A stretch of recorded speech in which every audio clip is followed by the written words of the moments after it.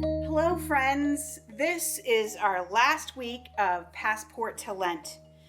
It is the last days of Jesus.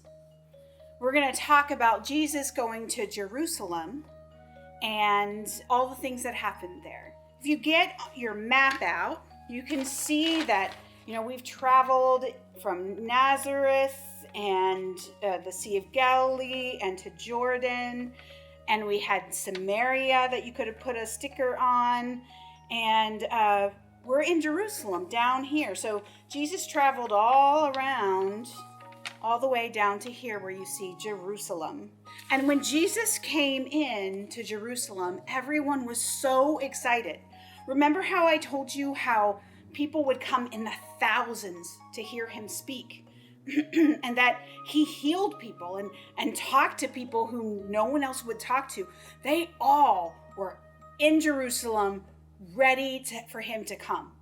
They thought for sure this guy was going to be the king and was going to take down Rome, because those people, the Roman people, were in charge, and the Israelites wanted to be in charge of their country. So they were excited. So Jesus came in to the city of Jerusalem, and he would have had to go through a large arch made of stone. And if you see here, we're not going to read all of these. These are ones that you can read yourself or read with your parents about different things that happen. But if you look here, there are walls on either side of Jesus. When you go to the old city in Jerusalem, which is where Jesus would have been riding, it's very concentrated and it's very small. There are houses on top of houses. And so imagine then everything being filled with people. And not only were the people there and they were cheering and so excited, but they were also putting palm branches down on the ground. They were taking them, stripping them right off the trees and putting them on the ground. And they were taking their outer garments. And you remember, right, that really they only had one outer garment and then this long t-shirt, the tunic. They put that on the ground to let Jesus walk over because they thought he was amazing and he was going to be what they've always hoped for and wished for. On our next picture, you'll see some silver coins. There are 30 pieces of silver, and that's because Jesus's friend made a deal, and it was a bad deal, but made a deal to have Jesus arrested. And so he took these 30 coins of silver from the people who were in charge of the Jewish temple. And then later on in the week, they celebrated Passover. And that's such an important holiday in Jewish families. It's talking about, and this is in the Bible, in Exodus, of the people that were enslaved. They were slaves in Egypt.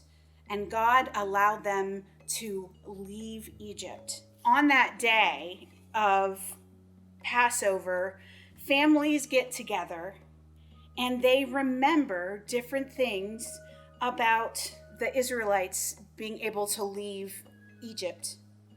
And so you're going to have this picture in your packet so you can see, but they have eggs and they have beitza, it's a roasted egg of life. They have the karpas, it's a green like parsley. It's a symbol of rebirth and spring.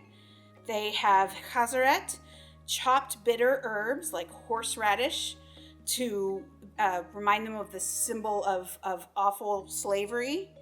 And they have charaset, and it's chopped apples and nuts and mixed with wine. And it's a symbol of the mortar that Israelite slaves used to make bricks for Egypt. And then here is a roasted lamb shank bone.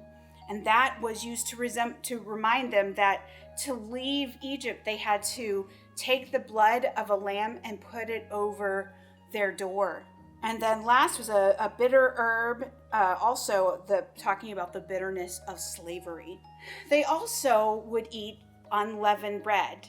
And we call it matzah, And you can buy it in the stores today, but it's like a cracker. It doesn't have any thing that is making it rise. Now, when Jesus was having this meal with his disciples, you should know that we don't know exactly what was in the Passover meal because things change over the years. And so we don't know for sure. So this is what the modern Jewish family would use. If you look in your picture, Jesus isn't sitting up at a table with a chair like we normally do. No, instead, they would sit at a very short table and they would just have a bunch of pillows on either side, cushions that they just kind of relax like that. And that would be the way they would have the whole meal, is just kind of relaxed, sprawled out on pillows and just kind of reaching over. An amazing thing that Jesus did while they were at that meal is he went and he took off his outer garment and he tied a towel around himself and he went to every disciple and washed their feet. Now, I don't know if you've ever washed anybody's feet, but imagine washing someone's feet that had like flip-flops on and had walked through like mud. Pretty disgusting, right? They usually had servants to do that, special people who would do that. But Jesus did it for them because he wanted to tell them that he is a servant, that he's not this king that you bow down to because you want things. He's the king of service and love. In this next picture, after they had their meal, they went out and they went to a place called the Mount of Olives, and there's the Garden of Gethsemane.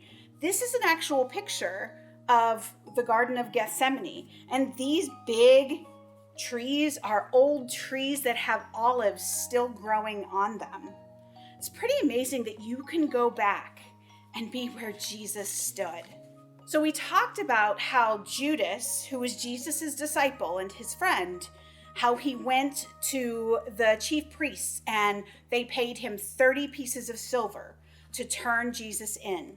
And so they waited late into the night, and Judas came and led the temple guard and led some Roman guards to where Jesus was, and he kissed him on the cheek to show the people that was Jesus. And then Jesus was taken from there into a whole bunch of other places. So the first place that he went was to the palace priest's house. So there's the palace, and you can see in here there is the courtyard. And if you remember, Peter promised that he would not deny Jesus. But the thing is when Judas came and Jesus was arrested, everybody abandoned Jesus, including Peter. But Peter followed behind. And while he was in this courtyard, people asked him, "Hey, are you with Jesus?" And just like Jesus had told him at dinner, he denied knowing Jesus. So here's a picture of what the people who were in that palace might have worn, the chief priests. And then Jesus was brought from the chief priest's palace to Pontius Pilate's palace. And then actually Pontius Pilate sent him over to another guy named Herod's palace. And then he came back to Pilate's. And then he sentenced Jesus to be hung on a cross. If you look down here, this is the type of sign that they would have put over Jesus. And if you look at the very top, that's written in Hebrew, just like the Hebrew that we had in one of our packets earlier. So you could even take your packet from earlier and compare the alphabet, see if you can find anything that matches. But that's what the sign would have looked like. They carved it in. And then he and two other criminals were put on the cross. And then he was put into a tomb when he died. Now, back then, they would dig holes out of a mountain and make caves. So they put Jesus in a cave like that, and you can see that stone, right? See how it's round so they can push it in front. It was very sad for everyone when they realized that Jesus had died. But we know that's not where the story ends.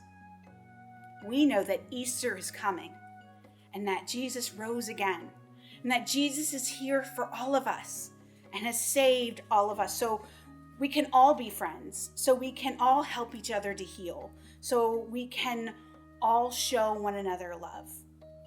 So we leave here on a sad note, but we know what's coming. Easter Sunday, and Jesus is alive again.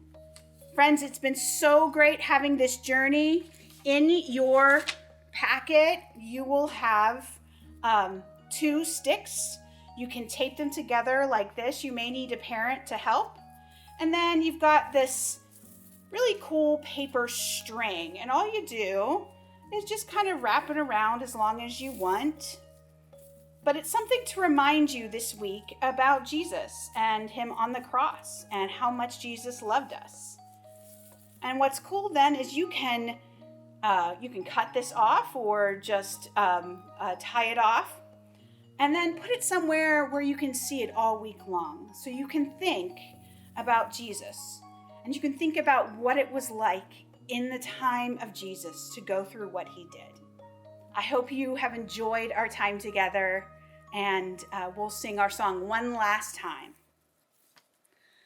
Shalom haravim, shalom haravim, shalom, shalom,